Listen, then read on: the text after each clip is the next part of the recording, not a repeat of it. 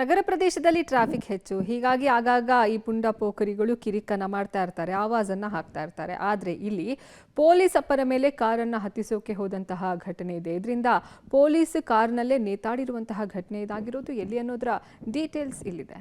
ಹೊಸೂರು ಹೆದ್ದಾರಿಯಲ್ಲಿ deadly road ರೇಜ್. ಪೊಲೀಸರ ಮೇಲೆಯೇ ಕಾರು ಚಾಲಕನ ದರ್ಪ.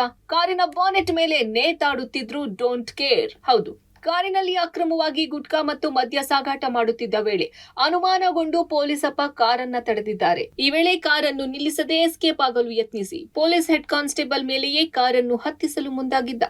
ಈ ವೇಳೆ ಹೆಡ್ ಕಾನ್ಸ್ಟೇಬಲ್ ಬಾನೆಟ್ನಲ್ಲಿ ನೇತಾಡುತ್ತಿದ್ರು ಕ್ಯಾರೆ ಎನ್ನದೆ ಕಾರು ಚಲಾಯಿಸಿದ್ದಾನೆ. ಈ ಘಟನೆ ಬೆಂಗಳೂರು ಹೊರವಲಯದ ಆನೇಕಲ್ ಗಡಿ ಭಾಗ ಜೂಜುವಾಡಿ ಚೆಕ್ ಪೋಸ್ಟ್ ಬಳಿ ನಡೆದಿದೆ. ಇನ್ನು ಚೆಕ್ ಪೋಸ್ಟ್ ಬಳಿ ನಿಂತಿದ್ದ ಹೆಡ್ ಕಾನ್ಸ್ಟೇಬಲ್ ರಾಜೀವ್ ಗಾಂಧಿ ಎಂದಿನಂತೆ ಹೆದ್ದಾರಿಯಲ್ಲಿ ಬರುವ ವಾಹನಗಳನ್ನ ತಪಾಸಣೆ ಮಾಡುತ್ತಿದ್ದರು. ಈ ವೇಳೆ ಅನುಮಾನಗೊಂಡು ಕಾರೊಂದನ್ನು ತಪಾಸಣೆ ಮಾಡುವ ವೇಳೆ ಕರ್ನಾಟಕದಿಂದ ತಮಿಳುನಾಡಿಗೆ ಅಕ್ರಮವಾಗಿ ಗುಟ್ಕಾ ಮತ್ತು ಮದ್ಯ ಸಾಗಾಟ ಮಾಡುತ್ತಿದ್ದುದು ಬೆಳಕಿಗೆ ಬಂದಿದೆ. ತಕ್ಷಣ ಎಚ್ಚೆತ್ತ ಪೊಲೀಸಪ್ಪ ಕಾರನ್ನು ನಿಲ್ಲಿಸಲು ಹೇಳಿದ್ರು. ಆದರೆ ಚಾಲಕ ಕಾರು ನಿಲ್ಲಿಸದೆ ಪೊಲೀಸ್ ಮೇಲೆಯೇ ಚಲಾಯಿಸಿದ್ದಾನೆ. ತಪ್ಪಿಸಿಕೊಳ್ಳಲು ಆಗದ ಪೊಲೀಸಪ್ಪ ಕಾರ್ನ ಬಾನೆಟ್ ಮೇಲೆ ಬಿದ್ದು ಬಾನೆಟ್ ಅನ್ನ ಹಿಡಿದುಕೊಂಡಿದ್ದಾನೆ.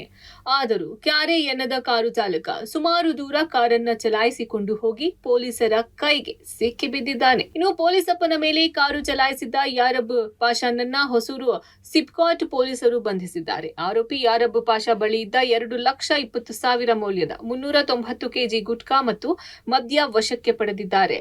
ಇನ್ನು ಪ್ರಾಣವನ್ನು ಒತ್ತೆ ಇಟ್ಟು ಕಾರಿನ ಬಾನೆಟ್ ಮೇಲೆ ನೇತಾಡಿಕೊಂಡು ಹೋಗುತ್ತಿದ್ದ ಹೆಡ್ ಕಾನ್ಸ್ಟೇಬಲ್ ರಾಜೀವ್ ಗಾಂಧಿ ಸದ್ಯ ಪ್ರಾಣಾಪಾಯದಿಂದ ಪಾರಾಗಿದ್ದಾರೆ. ಒಟ್ನಲ್ಲಿ ಯಾವ ರಾಜ್ಯ ಸರ್ಕಾರಗಳು ಎಷ್ಟೇ ಕಟ್ಟುನಿಟ್ಟಿನ ಕ್ರಮಗಳನ್ನು ಕೈಗೊಂಡರು ಅಕ್ರಮಗಳಿಗೆ ಕಡಿವಾಣ ಹಾಕಲು ಕಷ್ಟ ಸಾಧ್ಯ ಎನ್ನುವುದು ಮತ್ತೊಮ್ಮೆ ಸಾಬೀತಾಗಿದೆ.